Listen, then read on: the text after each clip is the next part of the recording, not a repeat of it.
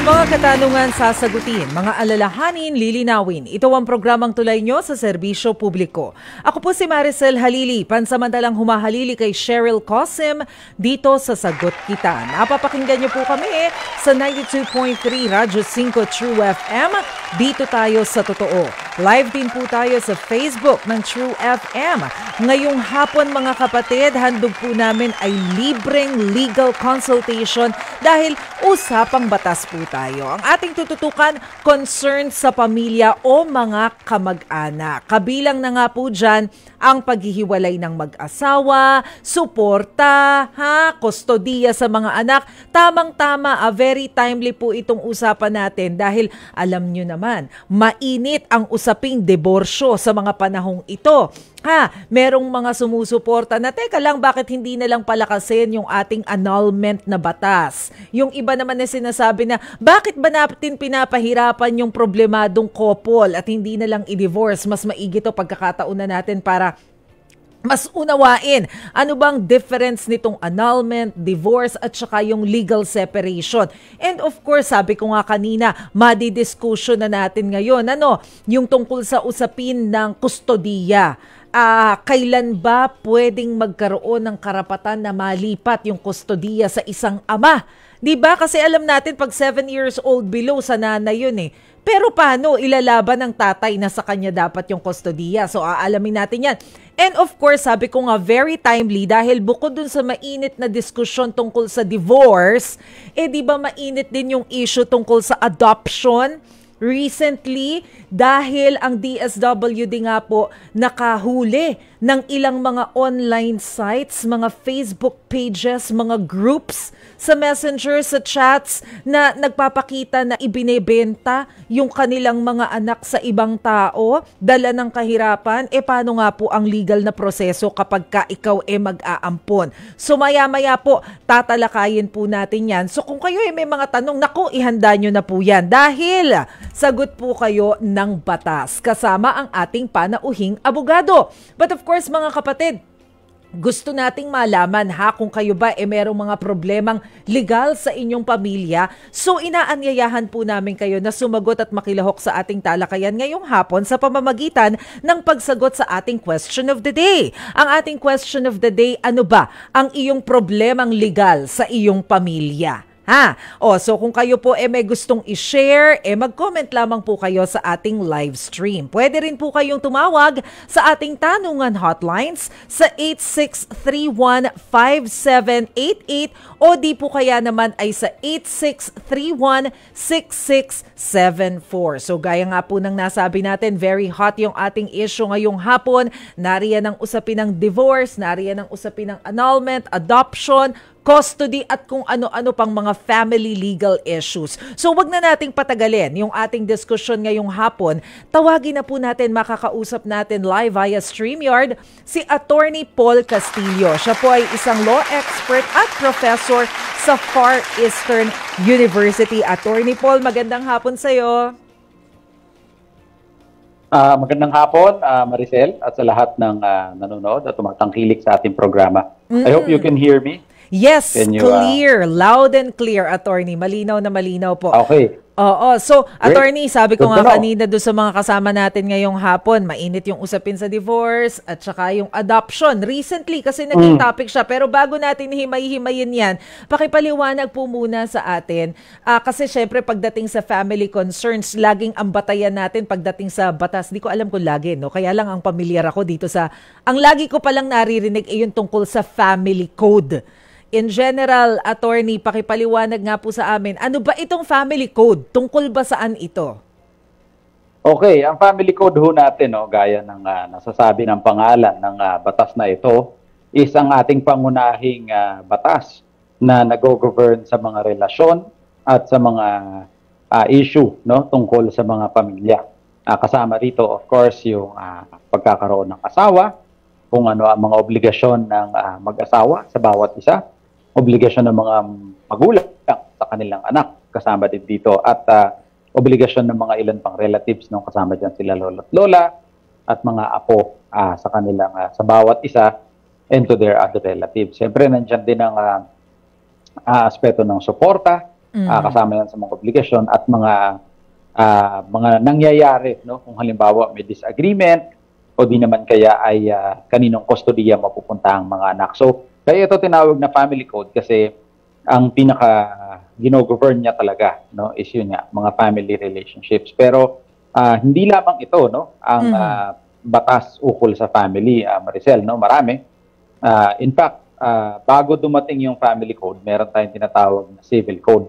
No, may civil code pa rin tayo ngayon, pero may mga ilang provision dito na kinuha na o parang family code na kumbaga yung nag-govern, no? Pero hindi naman totally nawala. May mga provision pa rin ng Kodigo Sibil or Civil Code natin na nag-a-apply sa family. So, marami din, no? Kasama dyan ng Child and Youth Welfare Code at iba-iba pa mga batas, no? Pero ang pangunahin at ang pinaka nangungunang batas sa ating family relationships is yung family code. In fact, no, pag kayo ay nag-aral ng batas sa law school, no, ang tawag sa subject na ito is persons and family relations, no. Sobrang importanteng subject na ito na maraming units ito. I think 4 units or 5 units sa ibang paako. So ganun, yun ang family code natin. ka busisi itong batas na to, no? Kinakailangan na pag-aralan ng abogado ng isang buong semestre. Sasabihin ko pa man din, meron bang isang libro niya na maiintindihan agad namin na hindi mga abogado? Pala isang semester nyo pala pinag-aralan. Oo, no. Ang ginagamit namin nung kami ay nag-aaral ng batas pa, no, is yung libro ng aming profesor at kilala nyo rin si Dean Mel Santa Maria. No? So meron siyang exhaustive na libro ukol sa persons and family relations, and si Dean Mel naman kasi ay isa sa mga pinakapangunahing autoridad, no, sa subject na iyan. So may mga iba din libro, marami ding ibang authors, no, pero sa aking karanasan ginagamit ko pangunahin yung kay Dean Mel dahil siya ang aking profesor dati, no, kaya ko din siya nakilala. So pero yun nga, kung naman titignan mo, Maricel, no, especially ngayon ang kagandahan sa panahon natin, maraming information available online, no. This is both good and bad, no. Minsan maling impormasyon online din, pero yung tamang impormasyon ay online din. Pero kung ang hinahanap nyo ho ay yung mismong text lamang, no, ng batas, walang problema, madali yung hanapin yan online at pwede nyo basahin para magkaroon kayo ng at least kaunting pagkakaintindi dito sa mga provision ng batas na ito. And I think it's very important, no, na kahit meron kaming basic knowledge about sa family code, kasi lalo na ngayon na ang daming mga issues na may kaugnayan sa pamilya na pakiramdam ko ang dami nagbibigay ng opinion na hindi naman ganun din kalalim yung aming kaalaman tungkol sa usapin na to. Unahin ko na, attorney, yung tungkol doon sa mainit na issue on divorce bill. So pagdating dito sa usapin na to, of course, nag-e-exist na yung ating legal separation, tama, no? Tsaka yung annulment. Pero pakipaliwanag nga po sa amin, attorney, ano ba yung pagkakaiba nitong legal separation, yung annulment, at saka yung ipinupursigi natin na divorce? Ipinupursigi ng ibang sektor na divorce. Sige, siguro mag-focus muna tayo, Maricel, no? Pangunahin, kasi tignan muna natin yung difference ng legal separation at yung nullity of marriage, no, na tinatawag nila. Kasi yan ang meron tayo sa batas ngayon. Yung divorce is yes, napag-uusapan yan, pero tignan natin yan mamaya, no. Pero sa ngayon, tignan muna natin ang pagkakaiba ng legal separation o nullity of marriage, no. Pag sinabi kasing strictly speaking, no, Maricel, pag sinabi mo na legal separation, pag yun ang terminolohiya na ginamit mo, ang ibig sabihin nito ay, sabi ng aking professor, bed and board separation. Ibig sabihin ng bed and board separation ay ang inyong kasal ay buo pa rin. Hindi kayo napuputol ang kasal, ngunit may mga bagay na hindi nyo na kailangan gawin. Ano ito? Hindi nyo na kailangan tumira ng magkasama. Hindi na kayo obligado na suportahan ang bawat isa, among others, no? So, pag sinabi mo legal separation, kayo ay nananatiling mag-asawa at kasal pa rin. At hindi nyo pa rin pwedeng gawin, no, ang ilang mga bagay na hindi pwedeng gawin ng mag-asawa dahil kayo ay on paper talagang mag-asawa pa rin. So, yun ang tinatawag na legal separation. Kumbaga, para sa akin, Maricel, no, parang itong halfway solution, kumbaga, na sa mga talagang mag-asawang siguro may basis, no, para magkaroon ng legal separation. Ito yung parang halfway, at least hindi man naputol yung ating kasal, tayo ay hindi na required to be together, no? Hindi na rin ako required na suportahan, hindi ka na rin required suportahan yung iyong asawa. Ngunit, para lang klaro, pag sinabi niyo yung legal separation, no, strictly speaking, kayo ay mag-asawa pa rin. Okay. Ngunit, ano ang kaibahan nito sa nullity of marriage, no? Ang nullity of marriage naman, Maricel, ito ay talagang pagpuputol ng kasal. So, pag sinasabi ng iba, gusto ko magkaroon ng legal separation. In fact, ang iniisip pala nila is nullity of marriage or pagpuputol ng kasal. Kasi nga naman, if you say legal separation, parang legally separated na kami. So, yun ang thinking, no? Pero kung talagang titingnan mo yung batas mismo, magkaiba yun. So, pag tinawag mo na nullity of marriage, ito ay yung talagang pagpuputol ng kasal ayon sa mga grounds o sa mga basihan na pinapahintulutan ng family code. In fact, Maricel, no? I'll go one step further. Yung nullity of marriage, iba pa yan sa annulment. Okay. No, may pagkakaiba sila. So, pag sinabi mo kasing annulment, ito ay pagpuputol ng kasal up to the point na nagkaroon kayo ng annulment. Samantala, pag sinabi mong nullity of marriage, no, ang inyong kasal ay sa simulat sa pool, sasabihin ng korte, na hindi talaga naging mag-asawa. So, medyo, complex pakinggan, no? Pero for purposes ng ating discussion ngayon, sabihin na lang natin na nullity of marriage or / annulment, no? Para hindi tayo masyado maguluhan. Pinagkaiba natin siya sa legal separation. Okay. Okay? So, So, yun yung natin, para lang medyo mas mabilis ng kaunti. Oo. So, legal separation, you are still married, no? Mag-asawa pa rin ho kayo. Samantalang ang nullity of marriage or annulment, kayo ay napuputol talaga ang kasal. Kumbaga, napawalang bisa yung kasal kapag nullity of marriage. Legal separation, hiwalay lang. Pero, okay lang, legal separation, kasal kayo, at iba yung ground, siguro madagdag ko na lang, Maricel. Sige para po, go ahead. Klaro sa ating mga nakikinig, no? Iba ho yung grounds marami kasi yung grounds, no? Kaya, sabi ko kanina, maganda rin tignan natin yung family code sa online, madaling mahanap. Pero ilan sa mga grounds dyan is, halimbawa, no, sa nullity of marriage, tignan natin. Halimbawa, kayo ay under 18. No? Kayo ay kinasal ng wala pa kayong 18 taon. Pwedeng sasabihin natin na yung inyong kasal ay walang bisa, nullity of marriage. Pero minsan yan, Maricel, may magtatanong, hindi, kinasal ako. 15 years old pa lang ako, kinasal na ako.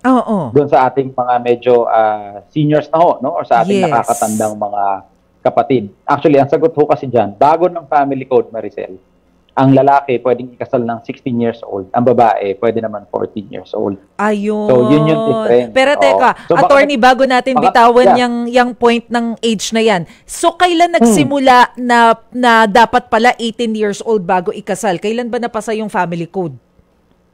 Para alam ng mga lolo't lola natin. Nag-take effect ho yung ating family code, 19, kung di ako nagkakamali, no? Ako, magagalit yung aking professor, 1988 ho. So mga 1980s. 1987 or 88. Isa doon sa dalawa na yun. Baka sabihin ng professor ko, hindi ko maalala. Pero 1987 or 88 ho, yung ating family code. No? So, bandang time na yon. So, kung kayo ho ay, for example, kinasal ho kayo ng 60s, 70s, sabihin nyo, kunwari, halimbawa Maricel, gusto nilang maghiwalay. Sabihin na, wala pa akong 18 nung kinasal ako. Ang unang tanong dyan, kailan ho ba kayo kinasal? Pag kayo ay kinasal ng 60s, 70s, or early 80s pa, hanggang mid-80s, pwede ho, kahit kung babae, 14 and up. Pag lalaki naman, 16 and up. Ngayon, may uniform na ng family code, no? Pareho na. 18 years old and above, pwede nang magpakasal. Legally, wala nang problema. Pero kung kayo ay kinasal, halimbawa 90s na kayo kinasal, tapos under 18 kayo, walang visa yung inyong kasal. Kahit na may consent ng magulang, it doesn't matter. Yes, kahit na may consent ng magulang, no? Doon sa aspeto ng consent ng magulang, Maricel, yan baka naririnig ng mga tao, ano ba yung tinatawag na parental consent or parental counseling, no? Yes. Pag kayo ho kasi ay 18 to 21, kung di ako nagkakamali, kailangan ng consent ng magulang. Ibig sabihin, kahit na kayo bilang individual, sabihin, 18 na ako may karapatan na ako magdesisyon sa sarili ko na ikakasal ako. Totoo yun, wala naman hong problema. Kayo ay pwede talaga magdesisyon sa sarili niyo. Pero nire-require din ng batas na magbigay ng pahintulot ang inyong magulang Kung hindi ako nagkakamali, I think until the age of 21. Ngayon, Okay. paano pag hindi nagbigay ng consent? Halimbawa, si tatay, no? Mm-mm. Sabihin ni tatay, hindi, bata ka pa, mag-aral ka, at hindi ako sang-ayon sa pagpapakasal o sa relasyon ninyo. Which really happens, no? Nangyayari talaga, Maricel. Mm-mm. Ibig ba sabihin nito, walang bisa ang kasal? Ang mangyayari ho niyan, yung marriage is tinatawag na voidable. Ano ibig sabihin ng voidable? Pwedeng ipawalang bisa ni tatay or ni nanay na hindi nagbigay ng pahintulot kung mamaripatin nila na labanan ng inyong kasal. Para sabihin nila, hindi kami nagbigay ng consent. Oo. Sige, pupunta kami sa korte, kami magpa-file, no? Oo. Kasi syempre sabihin ng anak, hindi, ayoko ho mag-file nanay kasi mahal ko yung aking asawa. So, Mm-mm. bakit ko hihiwalayan? Sabihin ng magulang, hindi kami nagbigay ng pahintulot, no? So, parang pwede nilang dalhin sa korte yun at subukan na ipawalang bisa yung kasal niyo. Naku, mag-aaway pa yung nanay, no? Tsaka yung tatay at anak, ang gulo. Nangyayari. Actually, alam mo, Yes, attorney. Naku, nawala si attorney. Nagka-problem yata tayo sa signal. Nag-freeze. Ang ganda pa naman yung topic natin kasi ina-explain ni attorney Paul Castillo yung difference ng legal separation at saka yung nullity of marriage and annulment. So, nandyan na si attorney. Okay na uli siya? Ayan, attorney. Sorry, okay I'm na po. back. Naririnig na namin kayo. So, you were saying? okay. Mm-mm. No, I was saying, no, sa aking karanasan, no, sa paghahawak ng mga kaso, Maricel, no, wala pa akong nangyari na pinawalang bisa ng magulang na hindi nagbigay ng pahintulot ang kasal ng kanilang anak. Hindi ko sinasabing hindi ito nangyayari, pero sa aking karanasan lamang ay hindi pa ito nangyari. So siguro bihira din ito kasi alam mo naman sa ating Pilipino, no? Siguro sasabihin nila, kinasal na kayo. So sana na lang ay maganda ang inyong buhay. Minsan nga, Pero, kahit na hindi gustong nasa batas ikasal, ito. basta nabuntis, sige, pakasal na kayo. 'Di ba? Ganun yung May mga kultura ganon. natin In fact, Oo. tama ka doon, Maricel, ganon, no? Pag nakabuo, kumbaga, sinasabi ng iba na, hindi, diretso na sa kasalan yan. So, bihirang-bihira sa aking karanasan, no? In fact, wala nga akong ganung alam sa aking sariling karanasan na mismo magulang yung ginamit niya, no?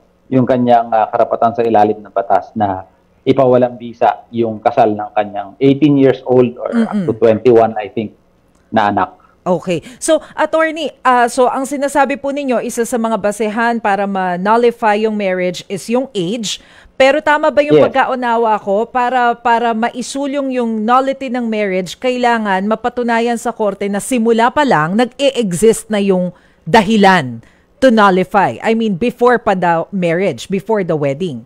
Tama ba yung understanding ko? Attorney, nawala na naman si attorney. Ayun. Okay. Sorry, no? Yes, I'm just working out something. Sige, tama ka doon, Maricel, no? Ayon sa ating Korte Suprema sa napakaraming linya ng desisyon, no? Na pag sinabing nullity of marriage, kailangan ang basihan dito ay nag-i-exist na o nandoon na nung sa moment na kayo ay kinasal. So for example, kayo ay kinasal January 1, 2024. Dapat yung mga grounds, no, ng we're talking about, sorry Maricela, para lang klaro, we're talking about yung psychological incapacity. Okay. Kasi para lang hindi tayo malito, no. Punta tayo dun kasi nga maraming grounds ang paghihiwalay ng kasal. Siguro yung pinaka-common na naririnig ng mga tao is of course yung psychological incapacity, no? So, pag sinabi mo psychological incapacity, in short, ibig lang lamang sabihin ito ay hindi mo kayang gampanan ng iyong mga role, no? Bilang isang spouse ay iyong spouse. Essentially, no? Wala kang kapabilidad na gawin ito. So, dapat yung kawalan ng kapabilidad ay nag-i-exist na or naandun na nung point na ikaw ay kinasal, no? So for example, January 1, 2024 kayo kinasal. Dapat noong January 1, 2024 naandun na yung incapacity. Pero ngunit syempre kung naman nakikita mo na yung incapacity ng tao sa araw ng kasal ninyo o di naman kayo bago ikasal, malamang sa malamang hindi matutuloy ang kasal. So despite na nire-require ng korte natin at ng batas natin, no, na ang ground for psychological incapacity ay nandiyan na sa araw ng inyong kasal, ito ay pwede mag-manifest or magpakita kahit later on in the marriage. Nangyayari 10, 20 years, no? Yes. So ito ay isang both, sabi ng Korte Suprema, ito ay legal term, no? Pero syempre makakatulong pa rin na may mga eksperto na magtetestigo, no, ukol sa psychological incapacity. Kasi sa ano to very specialized field ito, Maricel, no? So titignan kung talaga bang yung grounds, no? Actually tinitrace yan all the way nung kabataan mo, yung upbringing mo, pagpapalaki sa'yo. Titignan na kung yung araw ba na kinasal ka, naandun na yung grounds for psychological incapacity kahit na nagpakita ito nung maraming taon na ang nakakalipas mula ng inyong kasal. Mahirap din pala, no, kapag sinasampahan mo ng kaso yung sa pag-nullify ng marriage kasi nauungkat pati yung kasaysayan ng buhay mo, yung nangyari sa iyo nung kabataan mo. Nauungkat, Maricel, kung ang ground mo ay psychological incapacity. Pero halimbawa, ang ground mo wala kayong marriage license, no? Hindi ho na iisip ng iba na kailangan kumuha ng marriage license. Tatandaan niyo po, no? Yung marriage certificate ninyo, hindi yun ang marriage license ninyo. Ang marriage certificate ninyo ay ini-issue pagkatapos kayong ikasal. Ito ay katunayan na kayo nga ay kinasal. Pero bago kayo ikasal, kailangan kayo ay kumuha ng tinatawag na marriage license. Parang driver's license yan. Yes. Maricel, no? Hindi ka pwedeng magmaneho ng sasakyan kung wala kang driver's license. Ganun din sa pagpapakasal, hindi ka pwedeng kasal kung ikaw ay walang marriage license. Pero yung marriage license, walang expiration, ha? Yung driver's license lang ang meron. O meron din? May expiration, Maricel. Nag-expire ang marriage license 120 days after issuance. I see. Okay. So, Kasi iba to sa certificate. Dapat 4 na buwan bago kayo dapat ikasal kayo, not more than 4 months after ma-issue yung marriage license. So, pabilis lang naman kumuha nun at kinukuha sa tirahan ng isa sa mga partido. So, kung halimbawa ang ikakasal, isa taga-Apari, yung isa naman taga-Zamboanga. Kunwari ganun, no? Magkalayo. Pumili na lang kayo kung saan kayo kukuha ng marriage license. Apari o Zamboanga. Pero kahit saan sa Pilipinas, pwede kayo magpakasal basta meron na kayong marriage license. Yung pala yun. Lisensya muna, tapos pagkakasal, certificate. Okay. Klaro, attorney. Yes. Pero, attorney, yung sinasabi mo kanina na legal separation.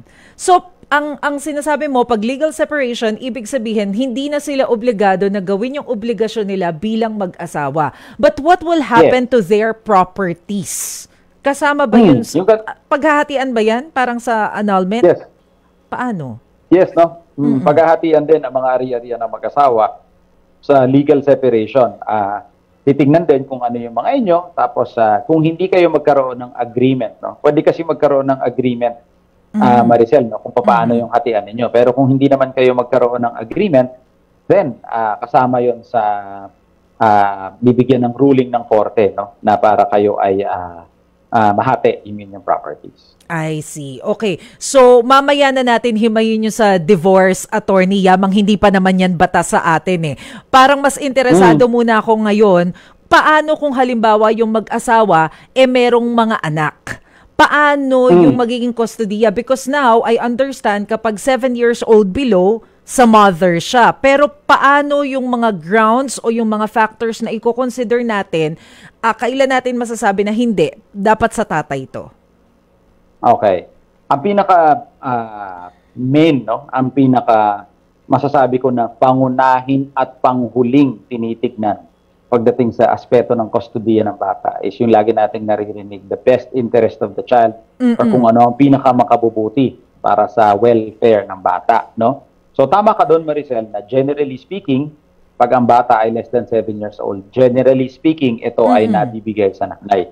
Sinasabi ko laging generally speaking pag ako ay natatanong ukol dito sapagkat hindi natin masabi, no, na absolute. Wala naman kasing absolute kasi nga babalik tayo dun sa ano ba yung pangunahin at pinakahuling tinitignan natin kundi yung best interest of the child. So generally sa nanay mas nakabubuti, yan ang paniniwala, no, kaya binibigay sa bata, binibigay sa nanay under 7 years old. In fact Maricel, no, kahit na more than 7 years old, chances are, more often than not, sa nanay din ibibigay yung bata. Dahil nga, nagkakaroon. Iba din siguro, no? Iba yung nurturing care ng nanay. Mm-mm.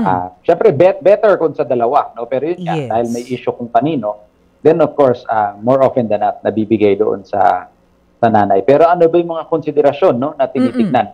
Kasama dito, Maricel, is yung trabaho ng magulang. Ibig sabihin, kung ikaw ba ay pinaglalaban ng kustodiya ng iyong anak, mabibigyan mo ba siya ng kinabukasan? Mapapakain mo? Hindi dito hinahanap ang marangyang buhay. Kung hindi, yung basic needs lamang, mapapakain mo, mapapaaral mo, madadamitan mo. Titingnan yon. At titingnan din, syempre, hindi lamang yung trabaho mo, syempre yung circumstances na mapupuntahan ng bata. Pagpalagay na lang natin, no, halimbawa, Maricel, na yung nanay, for example, doon sa kanyang bahay, ano pala, no? May mga hindi pala magandang nangyayari, no? Ito pala ay kumbaga tinitiktikan at naisip na baka may hindi magandang nangyayari dito. O ganoon din, halimbawa sa bahay ng tatay na gano'n, no? So titignan ng korte 'yon at syempre kung dadalhin mo doon ang bata, baka hindi makakaganda sa kanyang kinabukasan. So titignan 'yon, yung mga iilan sa factors, yung kapabilidad mo na palakihin ng tama yung bata, and of course, nandyan yung yun nga, yung circumstances na mapupuntahan ng bata kung siya ay ibibigay sa iyo. Kung ano ang pinakamakabubuti sa kanya, yun ang ultimate at final na tinitignan natin. But of course, syempre, Attorney Paul, kapag ganitong pinag-uusapan yung kustodiya, hindi mawawala dyan yung issue tungkol sa sustento. So, ano ba ang nagiging arrangement when it comes to pagbibigay ng sustento? Tatay lang ba usually yung hinihingan? Paano kung halimbawa mapunta sa kustodiya ng tatay? Yung nanay ba dapat ding hinga ng sustento? How does it work? Okay. Ang pagdating sa sustento, no, Maricel, ang parents, regardless of yung status ng kanilang pagkakasal sa bawat isa, basta ikaw ay kinilalang magulang, no, ng bata, ikaw ay obligado mag-support. Actually, Maricel, no, nagiging question lang naman yung kadalasan pagdating sa ama. Sabi nga, motherhood is certain, no? Siyempre, alam ng nanay, no, kung sino yung lumabas sa kanya. Pero siyempre, sa issue ng fatherhood, doon nagkakaroon ng issue. Minsan dinideny, o minsan sinasabi, iba yung ama. So, pero regardless of the status doon sa kanilang mag-asawa, kung sila man ay mahiwalay, kung sila man ay hindi kasal, basta kinikilalang anak mo ang bata, ikaw ay obligado mag-support. So, support goes both ways, Maricel, no? Ibig sabihin, support, kailangan suportahan ng tatay ang kanyang anak, pero kailangan din suportahan ng nanay. Bakit sinasabi ng iba? Hindi, dapat tatay yung nagbibigay ng talapi, no? O siya naman sustento. Dapat yung nanay, hindi. Actually, ang hindi kasi natin masyadong nadidiscuss, Maricel, is yung pagkalinga ng nanay sa bata ay isang paraan ng suporta. Ibig sabihin, hindi naman lahat ng suporta pera. No? Ang oras at ang effort na binibigay mo sa bata sa pagpapalaki is a form of support. So halimbawa, ikaw ay hindi nagtatrabaho at ang nagsusupport ay nag-earn sa inyo is yung partner mo or yung asawa mo, hindi naman ibig sabihin na ikaw ay hindi nagbibigay ng suporta sapagkat ang iyong pagpapalaki, pag-aalaga sa bata is a form of support. Hindi man ito sa paraan ng pera, ito ay essential pa rin. In fact, I would even say, Maricel, no, mas importante ito sa pag pinag-usapan natin sa aspeto lamang ng salapi. Dahil kahit gaano naman karami yung salapi, kung wala namang mag-aalaga sa bata, na hindi kayang alagaan ng kanyang sarili, wala din mangyayari. So napaka-important na component at paraan nito ng suporta, yung pag-aalaga. Pero bago both tayo, parents are required to give support. Okay. Pero Attorney Paul, bago lang tayo mag-commercial break, paano ba malalaman kung magkano dapat yung ibibigay na suporta o sustento sa isang bata? Napakagandang tanong, Maricel, no? At marami nagtatanong yan. Ang sagot po, wala sa batas. Hindi nakalagay sa batas kung magkano ang suporta at ilang porsyento ito ng inyong kinikita. Ang sabi lamang ng batas, no, dalawa ang pinagtutugma. Yung kakayahan ng nagbibigay, the ability of the giver, and the needs of the recipient or yung pangangailangan ng tatanggap. Ibig sabihin, kung halimbawa, sobrang laki ng kinikita ng tatay at marami din yung need ng tatay or nanay, no? At marami din yung needs ng bata, pinagtutugma ito. O di naman kaya, Maricel, kung halimbawa, di naman ganun kalakihan, no? Yung kinikita ng magulang. Hindi mo din naman pwedeng sabihin na, hindi, dapat yung anak namin, ganito yung klase ng buhay. So, pinagtutugma yan. No? So, wala sa batas natin kung magkano, kung ilang porsyento ng iyong kinikita o sweldo or negosyo, kundi pinitignan lamang ang kakayahan mo at kung ano yung pangangailangan na tatanggap. At magkikita kayo somewhere in the middle. Ngunit Maricel, no? Hindi baka isipin ng iba, nagbibigay ako 1,000 ngayon, okay na to. For the next 20 years, 1,000 a month. Siyempre, hindi yun pwede dahil ang suporta ay hindi fixed. Ibig sabihin ng suporta, ibig sabihin ng hindi fixed, no? Lumalaki kasi ang gastusin, Maricel. Siyempre, habang lumalaki ang bata, no? Nagkakaroon ng mas pangangailangan mag-aral, dumadami yung pagkain na kailangan, dumadami din yung damit na kailangan, iba din yung damit. So, hindi fixed yan. Baka pag sinabing, hindi, nag-usap na tayo, 1,000 per month. Hindi naman pwede for the next 20 years, 1,000 per month na ibibigay mo. Siyempre, baka in 1 year, 2 years, magbabago yan. Palaki ng palaki. At siyempre, kung lumalaki rin yung kita mo, kasama rin yun. No? Halimbawa, ngayon, kinikita ko ganitong amount lamang. Pero gumanda yung negosyo ko, talagang lumaki ng lumaki, nag-iba na rin yung kita ko in 1 year or 2 years. Siyempre, iba na rin yung i-demand sa iyo. Oo, so pwede ma-adjust, no? Okay, Attorney Paul, mamaya ano naman pag-usapan natin yung tungkol dun sa mga interesadong mag-adopt kasi mainit yung issue niya. Pero magko-commercial lang kami, mabilis lang, Attorney Paul, ha? So mga kapatid, kung kayo po merong mga tanong o kaya nais idulog, naku, makilahok na po kayo sa ating discussions online. Pwede rin po kayong tumawag sa ating tanungan hotlines 86315788 o di kaya naman ay sa 86316674. Huwag bibitiw, magbabalik pa ang programang Sagot Kita. Nagbabalik ang programang Sagot Kita. Kasama po ang inyong lingkod, Maricel Halili. Mga kapatid, ang ating question of the day, sagot kayo ha? Kayo ba merong problemang legal sa inyong pamilya? Kung meron, ano yun? Ha? Kasama pa rin po natin ngayong hapon si Attorney Paul Castillo para tulungan tayo na maunawaan tungkol itong mga legal issues sa ating pamilya. Attorney Paul, good afternoon ulit sa inyo. Sabi natin kanina, pag-usapan natin yung tungkol sa pag-aampon. Pero bago ako mag-segue dyan sa usapin ng adoption, paano pala yung usapin muna ng mga mana ng mga anak? Kung halimbawa separated na yung kanilang mga magulang, paano rin yung mana kung halimbawa more than one ang kanilang anak? Yeah, okay. Sa pagmamana ho, no, regardless kung ang inyong magulang ay nagsasama o di naman kayo ay naghiwalay, for as long as kayo ay anak, no, ng inyong magulang, kayo ay magmamana. So hindi ito hindi dinitiktahan kung may mana ba o wala.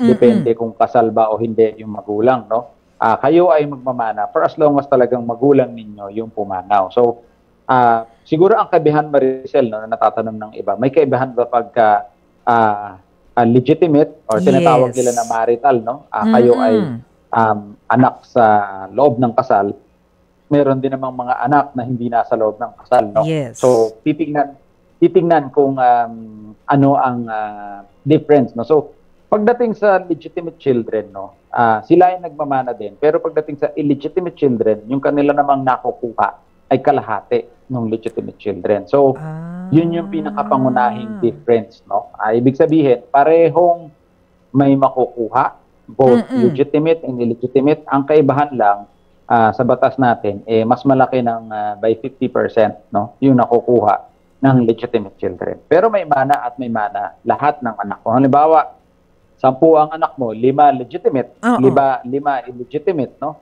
So pareho silang may makukuha, pero yun nga, mas malaki ng kaunti doon sa legitimate. Ganyan din ba, attorney, pagdating sa usapang sustento, yung mga legitimate children, mas malaki ba yung makukuha compared kung halimbawa anak ka sa labas?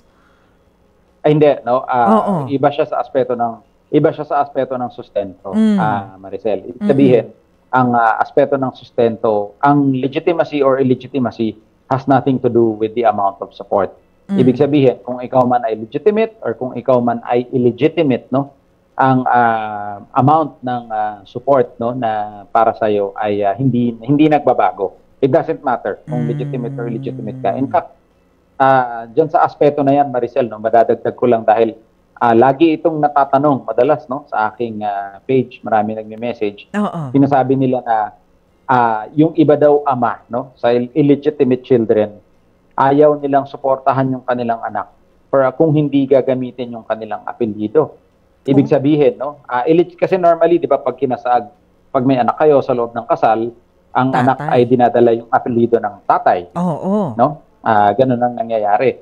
Ngunit syempre, pag kayo ay nagkaroon ng anak hindi sa loob ng kasal, ang usual na ginagamit na apelyido is apelyido ng nanay. Pwede bang dalhin yung apelyido ng tatay? Pwede naman for as long as kinikilala. Pero, ang ginagawa kasi ng iba, hindi, pag hindi mo ipapang-apelyido sa akin yung anak natin, hindi ako magbibigay ng suporta. Mali po ito, no? Hindi nakatali sa pagdala ng apelyido ng bata na illegitimate or legitimate man, no? Hindi nakatali sa kanyang apelyido ang obligasyon magsuporta. Ito ay nakaangkla sa relationship, sa fact na anak nyo, yung bata na inyong susuportahan. Kahit na hindi niya dinadala yung inyong apelyido, for as long as alam nyo naman talaga na anak nyo siya at kinilalaman nyo, is yes, obligado pa rin kayo magsuporta. Para lang maklaro kasi nga, marami nagsasabi na, hindi, pag hindi mo dala apelyido ko, hindi kita susuportahan. Hindi naman ho ganun. Ginagawa nilang panakot, kumbaga. Pero, attorney, mukhang meron tayong caller, pero bago natin tanggapin yung question ng ating caller, segue lang muna ako ng mabilisan dun sa usapin ng adoption.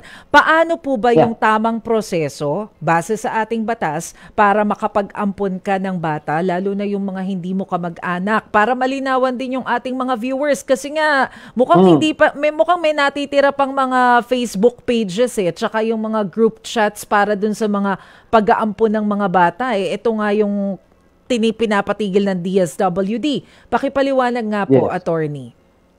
Okay, bago ho natin warning lang sa ating mga tumitingin sa mga ganong pages, sa ganong website, kung ano ho ito, maaaring kayo ay masali sa tinatawag na human trafficking. Dahil hindi naman ho pinapamigay ang bata, hindi naman pinapamigay ang anak ng ganon-ganon lang. May proseso tayo. No? So kung hindi nyo ito susundin, maaaring kayo ay masangkot sa human trafficking at napakataas ng penalty nito. Ngayon, babalik tayo dun sa aspeto, paano ba ang pag-aampon ng legal?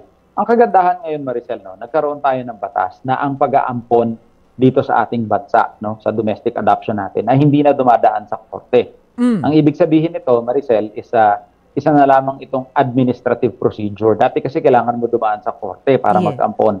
Ngunit ngayon, sa ilalim ng ating bagong batas, ikaw ay dadaan na lang sa administrative agency.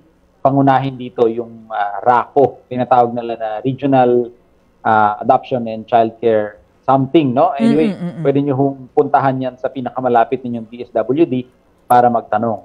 So yan ho, dumaan ang pinakaano natin ngayon, sinasabi ko sa mga nagtatanong kung paano ba mag-adopt, lumapit ho kayo sa RACO, doon sa office na nag-govern kung saan mo pinakatira, Minandato ng batas na magkaroon ng RACO bawat region, doon ho kayo magsisimula, doon kayo lalapit, doon nyo titignan kung ano yung mga requisitos at mga requirements, para mag-adopt. Kung kayo ba ay qualified, ibig sabihin kung kayo ba ay more than 16 years of age, kayo ba ay nasa tamang, may 16 years ba na pagitan, mula sa inyo at doon sa inyong ina-adopt, Okay. O di naman kaya ay exempted kayo from the 16-year age gap, May mga situations na ganun. Siyempre, titingnan din dyan, Maricel, yung pag-iisip ng isang tao, yung kanyang kakayahan. So, lahat ito titingnan. Medyo marami yung requirement. At tamang ganun, rightfully so, kasi siyempre, ang pinag-uusapan dito ay buhay at tao. Hindi naman ito, bumibili ka lang ng candy sa tabi. So, talagang maraming requisitos dito dahil para masigurado din ng ating estado na yung talagang bata na i-adopt at yung mag-a-adopt ay tugma at mapapangalagaan yung ganun pa rin, yung best interest of the child. So, kayo ho ay lalapit sa RACO at sila magbibigay ng mga requirements sa inyo at titignan yung sitwasyon ninyo, sitwasyon ng bata, kung ito ay pwedeng magkaroon ng legal adoption. Pero klaro ngayon, Maricel, hindi na sa korte ang pag-aampon. At isa itong malaking hakbang na ginawa ng ating batas para mas mapadali. Masasabi natin na mas mapapadali ang adoption. Marami pa ring requirements pero mas napadali. Ibig sabihin, mas mabilis nga po siya. Pero, attorney, klaruhin natin, walang bayad to, Kasi yung sa mga Facebook pages, naniningil sila ng mga 10,000 kung magkano. Yun nga yung sinasabi ni attorney na human trafficking. Tama, attorney? Yes, walang bayad, walang bayad. Hindi ho kayo nakakabili ng tao. Wala Bawal. hong ganun. Yan ay napakasamang human trafficking, no? Wala hong bayad ito sa RACO. Kung meron man, Maricel, baka lang yung paggagastos kayo sa mga notary, ilang mga dokumento na siyempre kailangan yung kunin, no? Mga certified true copy, mga ganyan. Pero hindi naman ho yan ganyang kalakihan. Hindi ho kayo nagbabayad para kumuha ng bata na i-adapt. Kayo ay nagbabayad para sa mga administrative requirements na kailangan ninyo. Pero kung sasabihin ninyo na magbabayad ako para maayos na yung adoption ko, maging akin na yung bata, hindi yung ganun yun. Yung inyong gagastusin, Maricel, is para sa mga administrative requirements. Pero yung mismong pag-file, etc., para mag-adopt, wala akong bayad yan. Para klaro. Okay. Nako, attorney, ang dami ko pang naiisip na tanong para sa iyo, pero bibigyang daan ko muna yung ating caller na si Lydia Lumapas ng Davao del Norte. Meron siyang tanong sa iyo. Lydia, go ahead. Good afternoon. Good afternoon po. Ang tanong ko lang po, Magandang hapon po. 1991 po ako kinasal. Tapos, 14 years old po ako. Pero hanggang ngayon, kami pa din nagsasama ng asawa ko. Oh. Wala pa rin buwang visa yun. Ang sinasabi po ninyo, Ma'am Lydia, 14 years old kayo ikinasal. Noong anong taon po uli? 1981? Tama po? 1991. 1991. So, ang tanong nyo kay Attorney Paul ay kung may visa yon. Opo. Sige po. Go ahead, Attorney Paul. Opo, Ma'am Lydia, kung tama yung pagkakarinig ko, Maricel, no? Correct me if I'm wrong. 14 years old ho kayo nung 1991 nung kayo ay kinasal. Tama ho ba? 1991, 14 years old kayo. Tama, attorney. Opo, ang inyong kasal ay walang visa. Ibig sabihin, kayo ay kinasal under the underage ho kayo sapagkat gaya ng nabanggit natin, Maricel, kanina, no, na nung pumasok yung ating family code nung 87 or 88 thereabouts, nag-iba na yung edad ng pagpapakasal. Yung dating pwedeng ikasal na less than 18 years old, hindi na ho. So, simula family code up to the present, hanggang ngayon, kasama ho yung taon na 1991. Kung kayo ay 14 years old nung taon na yun at kinasal kayo nung 1991, wala hong visa ang inyong kasal. Ngunit, sasabihin natin, Maricel, no? Siyempre, pero attorney, 14 years old ako, ginawa kasi yung 18 years old ako. Dinaya. Binago yung age ninyo. 14 years old kayo, pero ang inilagay po sa dokumento, 18 years old kayo. Okay. Paano po yun, attorney? Opo, alam nyo ho, Ma'am Livia, no, yung inyong sitwasyon ay sadly, no, hindi nag-iisa. Marami hong nangyayaring ganyan. Pero hindi naman ibig sabihin na dahil binago, yun na yun tama. Precisely, mali nga ho yun. Sapagkat ang inyong edad ay mapapatunayan ng inyong birth certificate. Ang inyong edad ay mapapatunayan ng napakarami pang ebidensya. Hindi naman yung birthday or edad na nilagay sa marriage certificate ninyo ang pinal at pangunahing nagdidikta ng inyong edad. Ang pangunahin po rito ay ang inyong birth certificate. Ngayon, kung sasabihin nyo ho sa akin, sa birth certificate, 18 din ako, dun ho tayo magkakaroon ng kaunting issue, no? Pero kung masasabi nyo ngayon na ang inyong birth certificate klarong-klaro nakalagay na ang edad ninyo noong 1991 ay kayo ay 14 years old, no? Kahit po nilagay 18 kayo sa marriage certificate, hindi ito hadlang para ideklara ng korte na walang visa ang inyong kasal. Naku, so walang visa ang kasal ninyo. Ma'am Lydia, meron pa po ba kayong follow-up? Pero ma'am, meron po kaming marriage contract na galing PSA. Opo, meron ho talaga kayo. Kasi regardless ho yun, no, kahit po mali-mali yung detalye na nasa loob ng marriage contract ninyo, magkakaroon ho talaga kayo ng marriage contract galing PSA. Ang pagkakaroon ho ng marriage contract o marriage certificate na galing PSA ay hindi pagpapatunay na valid yung kasal. Tinitingnan ho yung details yan. Siyempre yung PSA, taga-record ho yan. No? So kung dumating sa PSA, i-record niya yan, magkakaroon kayo ng PSA certificate na tinatawag. Pero ibig sabihin ito, talagang kasal na kayo at kung may mga putas at mali yung inyong kasal, hindi na pwede ipawalang visa. Hindi ho. No? Kung talagang sigurado kayo na kayo ay 14 noong 1991 at ito ay mapapatunayan ninyo sa paraan ng competent o yung tinatawag natin na tamang ebidensya. No? Pangunahin dyan, Maricel, actually birth certificate lang. Birth certificate lang na magpapatunay ng inyong edad noong 1991.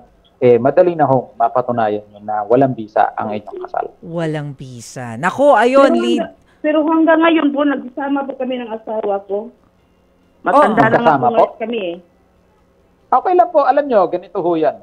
Kung kayo naman ay magkasama at wala naman ho kayong balak mag-file ng pagpapahiwalay at pagpapawalang visa, I mean, nasa sa inyo na ho yun. No? Nasa sa inyo na ho relasyon. Hindi ko ho sinasabi, no? Baka sinasabi nyo na, sinasabi ko, file nyo. Hindi ho. Sinasabi ko lang sa inyo na may ground, pero kung kayo po ay talagang nasa good, okay ang inyong relationship, wala kayong problema, by all means, no? By all means, kayo po ay talagang mag-asawa. Sinasabi ko lang na may ganong aspeto sa inyong pagkakasama. Okay po, thank you. Yun. Importante, happy kayo together, Ma'am Lydia. Yes po. Yes. Oo. Okay, maraming salamat sa iyo. Akala ko kasi tinatanong Maricel, no, kung may ground ba, mapaghiwalay. No? Pero alam niyo, kahit may ground, kung by all means you are happy together, stay together. Oo. Ganun ho yun. Akala ko rin yun yung concern ni Ma'am Lydia. Yun naman pala, love na love niya yung kanyang husband. So wala naman palang problema. Ma'am Lydia, stay happy together, ha? Ayan. Thank you, Ma'am Lydia. Attorney, kausapin naman natin yung isa pa nating caller na si Carlito Torres ng Antipolo City. Carlito, magandang hapon. Ano yung question mo for Attorney Paul? Hello po. Good afternoon, Attorney Paul. Good afternoon po. Ganang hapon. Ma'am Maricel. Good afternoon. Sige po. Bali, may tanong lang po kasi ako. Bali kasi yung wife ko, hiniwan niya ako letter po. Then, tawag nito. Titinangin niya kasi dalawang anak ko. Pero yung dalawang anak ko, dinala niya sa probinsya. Iniwan niya doon sa mother niya. Then, siguro after 2 years, attorney, nalaman ko si Patron, diba? And then, kasi tinatanong ko yung mga anak ko, kung pwede ko bang tawag dito, ayaw kasi pakulong ng mga anak ko, pero ang tanong ko lang, attorney, kung makukuha ko po ba yung full custody ng mga bata? Kasi isang 12 years old, then isang 6 years old. Yun po. Pares po babae. Okay. So, ang tanong po ninyo kung pwede nyo makuha ang custody. Attorney? Maricel, klaruhin ko lang ng kaunti dahil on my end may kaunting nagbe-blur, no? Tama ba yung rinig ko na mag-asawa sila, ngunit dinala ng nanay yung kanilang anak sa probinsya? Kung tama ba yung pagkakaintindi ko? Pero kasal pa rin sila hanggang ngayon? Tama. Okay. Tama po yun, Attorney. Bali, yes, actually, po kasi, tumira po sa iba, bali, iniwan niya lang po sa province yung dalawang bata. Oo. Ganito, no, Mr. Carlito. Bilang kayo po ay kasal, pantay ho ang inyong karapatan sa kustodiya ng inyong mga anak. Ibig sabihin, both parents exercise parental authority. So kung tanong nyo ba, pwede nyo ba makuha yung mga bata ngayon? Pwede naman. Pwede rin bang magstay sa nanay? Pwede rin, kasi nga pareho. So kung kayo ay may hindi pagkakaintindihan o disagreement sa kustodiya, paano ho gagawin natin? Diyan papasok ang ating hukuman, no? Titignan ng korte, yun nga, gaya ng sinabi ko, na titignan sa inyong sitwasyon bilang, sa aking palagay, no, kayo ay kasal, ngunit magkahiwalay na kayo ng physical. Kung tama yung aking intindi, titignan ng korte between the two of you, habang kayo ay hindi nagbabalikan o habang kayo ay magkahiwalay, saan ba dapat yung mga bata? So, kayo ay kasal pa rin, so pwede mo pa rin makuha, no? Kumbaga, mas mataas ang tsansa, Carlito, na pag magro-rule ang ating korte, no? Bibigyan ka din ng kustodiya dito sa inyong mga anak sapagkat kayo ay kasal. Pantay, hindi lamang ang kustodiya ng nanay sa iyo sapagkat kayo ay mag-asawa. So pantay, no? Titignan na nga lang, titignan na lang yung sitwasyon ninyong dalawa.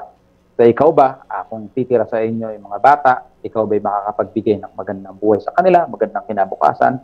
Siyempre, titignan din yung sa aspeto ng nanay. Kasi, Attorney, so, I think pero yung sinasabi ni... Yes. yung sinasabi ni Carlito kanina, dinala sa probinsya, pero hindi yung wife niya ang nag-aalaga. Parang iniwan sa kustodiya ng iba. Tama ba, Carlito? Sa magulang ba na iwan? Apo, sa lola po iniwan. Sa lola na iwan. So, ang gusto nyong mangyari, mapunta sa inyo yung pangangalaga. Opo. Isa pa, tawag nito kasi, napuntis po kasi siya ng iba, si wife. So may kinakasama na siyang iba. Dapat talaga, Carlito, Mr. Carlito, no, sa'yo talaga, dahil hindi naman, dahil nandyan ka, kayo ay kasal, hindi naman napupunta sa magulang ang kustodiya ng bata. So, kung ilalaban mo ang iyong kustodiya, I would say na malaki ang iyong tsansa sapagkat kayo ay kasal at pantay ang inyong karapatan sa bata. So, yung lolo at lola, substitutionary yun, ibig sabihin nun, Maricel, yung lolo at lola, papasok lamang kung wala yung mga legitimate parents. Nandyan ang parehong magulang. So, hindi naman pwedeng sabihin ng lolo at lola na, hindi, mas lamang kami. Hindi, ikaw ang magulang. Walang mas lalamang sa'yo sa kustodiya. No? So, pwede mong ipaglaban yun, Mr. Carlito. Okay, sige. Maraming salamat sa iyo, Carlito Torres ng Antipolo City. Attorney, last one caller bigyan daan natin si Luisa. Sure. Mula rin sa Antipolo. Sure. Eto na, magtatanong siya tungkol sa divorce. Attorney, go ahead Luisa, magandang hapon sa iyo. Magandang hapon po sa inyo. Sige Luisa, ano yung tanong mo para kay attorney? Tatanong ko lang po, yung lalaki po, yung asawa ko po, ikinasal kami sa Katoliko 1982. Later on, nagulat po ako, kasi hiwalay na rin naman po kami. Dinivorce na po ako, nagpa-convert mo siya, Attorney Paul, ng Muslim. Pagkatapos nung ma-divorce po ako, Attorney Paul, pinakasalan niya po yung kanyang kabit. Sa Katoliko naman po. Ano po kayang pwedeng may tulong ninyo sa akin po? Pero dito kayo kinasal, Luisa, sa Pilipinas? Opo, Pilipinas po. Okay. Baguio City po, 1982. Sige po. Meron ng ganyang kaso nangyari dati, Maricel at Luisa. Ganyan na ganyan. Nagkaroon ng conversion, no? Conversion ng paniniwalang religious belief, no? Nagkaroon ng conversion. And then nagkaroon ng divorce later on. Sabi ng korte natin, totoo naman, hindi ako masyado makakapagsalita on the Islam faith, Maricel, dahil hindi ko naman yan feel. No? Pero from what I understand is, yes, merong diborsyo. And sabi ng ating korte na, pwede talaga ito mangyari. Ngunit titignan din natin yung circumstances. No? Ibig sabihin, yung talaga bang pagko-convert ng faith ay talagang genuine o ginagawang shield lamang, no? Para sa pagpapahiwalay. So, magkaroon na ng ganyang kaso. So, yun siguro yung payo natin, Luisa, no? Kung yung gustong i-challenge, titignan yung circumstance o yung sitwasyon.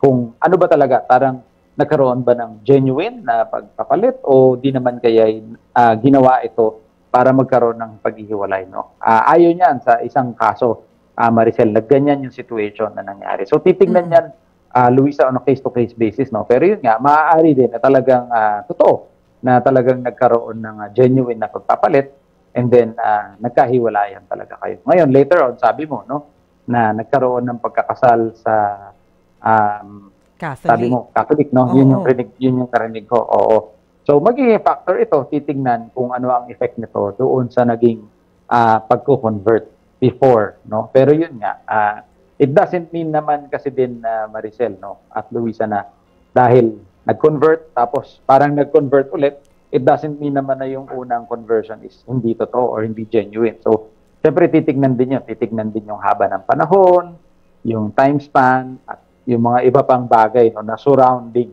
what happened. So, yun yung ano ko doon, Luisa, no? Kasi hindi yan first marami nang nangyaring ganyan. At nagkaroon ng anong ruling yung ating Korte Suprema ukol dyan. So pag natunayan na hindi siya sincere dun sa faith and ginawa niya lang para lang mahiwalayan si Luisa, does that mean na pwedeng mapawalang bisa yung second marriage, attorney? Oh, yung second marriage, yes, kasi on the ground of the existence of the first one. Okay. So, Nako, Luisa, maraming salamat sa iyo, ha? Okay po. Okay, thank you. Naku, Attorney Paul, ang dami ko pa sanang tanong kaso kulang na tayo sa oras. So, kailangan ko nang magpaalam. Maraming salamat for joining us this afternoon, Attorney Paul Castillo, sa uulitin. Thank you, Attorney. Mga kapatid, nako, ang dami pa sana nating gustong itanong kay Attorney. Bitin na bitin tayo sa oras, no? Basta family issues, ang dami talagang gusto nating i-clarify. Pero mga kapatid, dyan muna nagtatapos, ha? Ang ating isang oras na tanungan at sagutan. Pero mamaya, makakasama nyo po kami sa totoo lang. Alas 5:30 po yan ng hapon sa Signal Channel 1 sa 1PH. Pero mga around 5:45 in the afternoon, mapapakinggan nyo na rin po kami dito sa Radyo 5. Kasama ko po dyan sa STL, sina Jovi Francisco at si Chicky Verhel. But for the meantime, magpapaalam na po muna ako sa inyo. Ito ang programang Tulay Nyo sa Serbisyo Publiko. Sa ngalan po ni Cheryl Cosim, ako si Maricel Halili. Sagot kita.